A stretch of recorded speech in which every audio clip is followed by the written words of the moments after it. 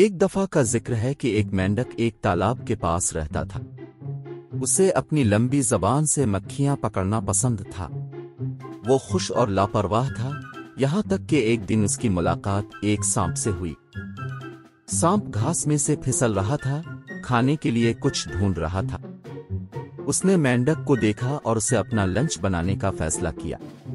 وہ مینڈک کے قریب گیا اور کہا، ہیلو چھوٹے مینڈک، آپ بہت مزیدار لگ رہے ہیں۔ کیا آپ کو کوئی اعتراض ہے اگر میں آپ کو کھاؤں؟ مینڈک ڈر گیا اور بھاگنے کی کوشش کی، لیکن سانپ تیز تھا اور اس کا راستہ روک لیا۔ مینڈک نے کہا، برا کرم سانپ، مجھے مت کھا، میں بہت بڑا بھرنے والا نہیں ہوں۔ تمہیں کھانے کے لیے کچھ اور کیوں نہیں ملتا؟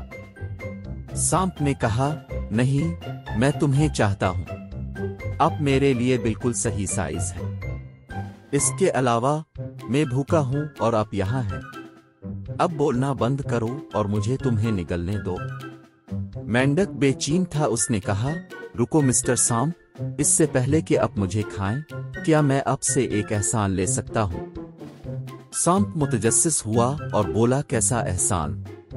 مینڈک نے کہا، کیا آپ مجھے کوئی گانا سنا سکتے ہیں؟ مرنے سے پہلے یہ میری آخری خواہش ہے۔ سانپ نے کہا، تم ایسا کیوں چاہتے ہو؟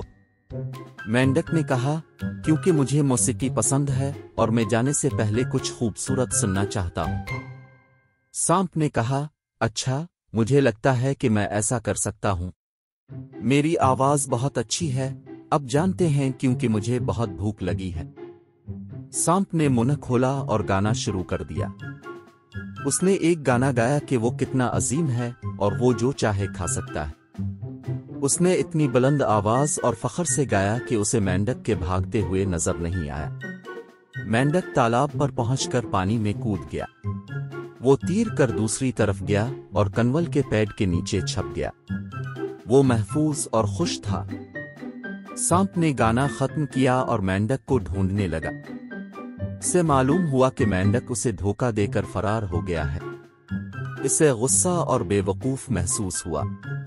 اس نے کہا، وہ ڈرپوک مینڈک، اس نے مجھے اپنا وقت اور میری آواز کو ضائع کیا۔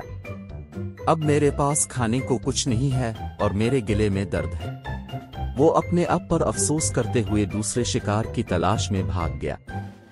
اس کہانی کا اخلاق یہ ہے کہ عقل آپ کو خطرے سے بچا سکتی ہے۔ یہ کہانی ہمیں اپنے دماغ کا استعمال کرنا اور اپنے مخالفین کو کم نہ سمجھنا سکھاتی ہے۔